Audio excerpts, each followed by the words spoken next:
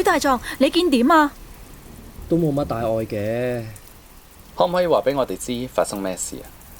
係咪狐狸建設班人做㗎？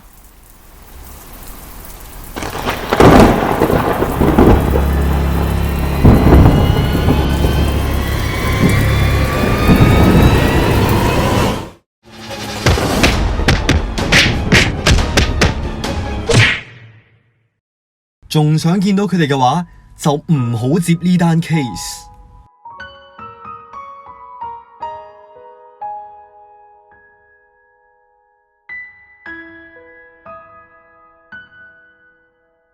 唔好意思，單 case 我幫唔到你哋。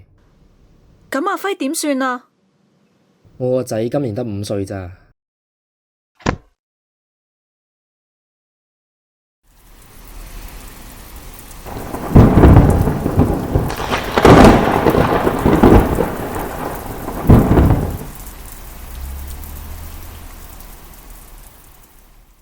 你哋仲返 office？放工啦咩？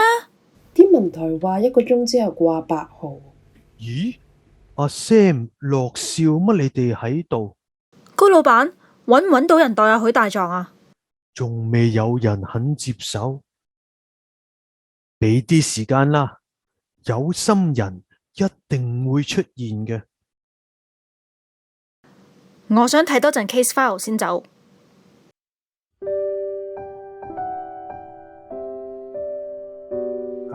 拎啲資料嚟研究下，呢啲係我嘅戰略儲備。大家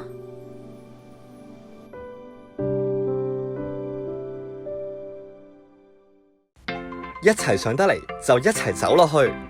仲有香港人最中意返工，乜唔係咩？有嘢想揾你幫手。好，我哋開工。係。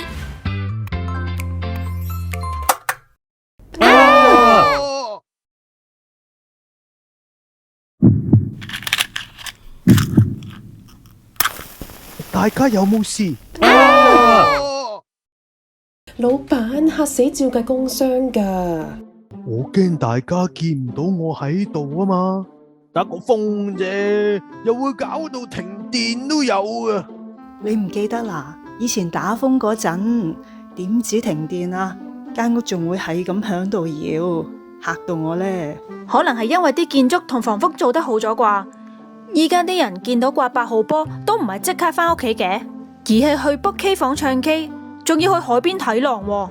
咁香港啲風又好似真係成日冇乜料到咁嘅。我有朋友住喺美國 New Orleans， 05年颱風 Katrina 登陸嗰陣，佢全個鎮俾海水浸晒啊！咁佢哋點算啊？都冇辦法㗎，都破壞咗咯，咪一步步重建返咯。好在嗰邊對天災後嘅處理呢，叫做有啲經驗，啲人都慢慢開始習慣呢啲情況。極端天氣只係會越嚟越嚴重，所以加強災後復原能力同適應力係當務之急。而最好嘅做法就係將氣候變遷措施納入國家政策、策略同規劃裏面。我覺得其實咁都仲未夠，好似日本咁，啲小朋友細個嗰陣已經教佢哋防災嘅知識，當災難發生嗰陣就能夠保持冷靜同知道點做。咁又係啊，知咗就唔使好似我哋以前咁驚到腳都震埋啊！所以咪話教育係好緊要咯，啲人越知得多同氣候有關嘅事，就越容易應對同埋減輕整體嘅風險。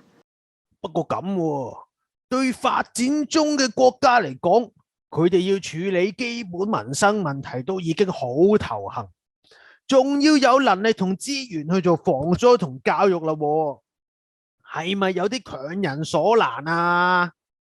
喺1992年，聯合國通過聯合國氣候變遷綱要公約，要求已發展嘅簽約國承諾每年集資1000億美金，去支援開發中國家，用有意義同透明嘅方式減災，提高佢哋對氣候變遷規劃同管理嘅能力。其實最重要係要正視形成呢啲極端天氣同氣候變遷嘅原因。如果我哋唔着手解決全球暖化嘅問題，做幾多補救措施都冇用㗎。